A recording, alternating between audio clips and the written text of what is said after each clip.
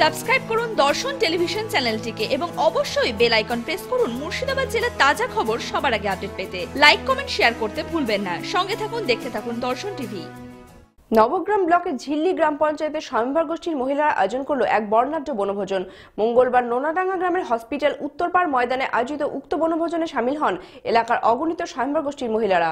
ঝিল্লি গ্রাম পঞ্চায়েতের যে একটা বিশাল সাফল্য, এই সাফল্যের ভিত্তি করে আমাদের যে উৎসবের আনন্দের যে ফোয়ারা, এটা তারই প্রতিফলন হিসাবে নোনাডাঙ্গা গ্রাম পঞ্চায়েতের এসএইচজি গ্রুপের মহিলারা আজকের এই নিজস্ব উদ্যোগে বিশাল একটা বনভোজনের ব্যবস্থা করেছে।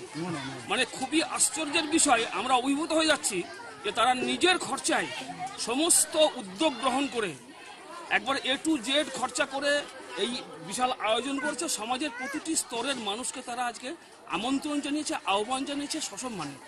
শিক্ষক শিক্ষিকা, স্বাস্থ্যকর্মী, এসএইচজি গ্রুপ, আশাকর্মী থেকে যত কর্মচারী আছেন, সরকারি কর্মচারী, বেসরকারি, তারা প্রত্যেকে আজকে সাদরে আমন্ত্রিত এবং বনভোজনে আজকে সামিল।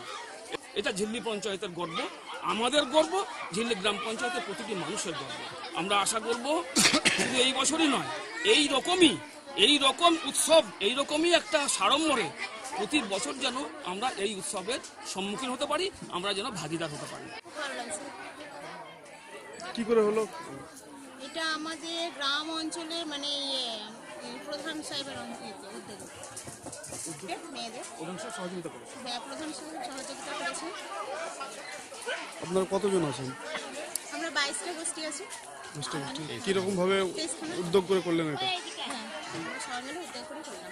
ডোমকল পুরসভা মানুষের সাথে, মানুষের পাশে। জনস্বার্থে ডোমকল পুরসভা ও পুরপতি সৌমিক হোসেনের পক্ষ থেকে প্রচারিত।